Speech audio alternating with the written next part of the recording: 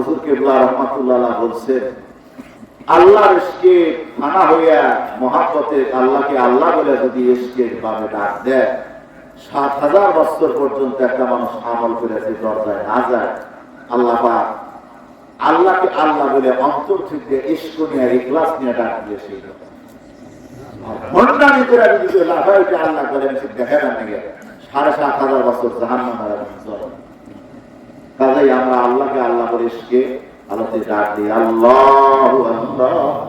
আল্লাহু আল্লাহ আল্লাহু আল্লাহ আল্লাহু আল্লাহ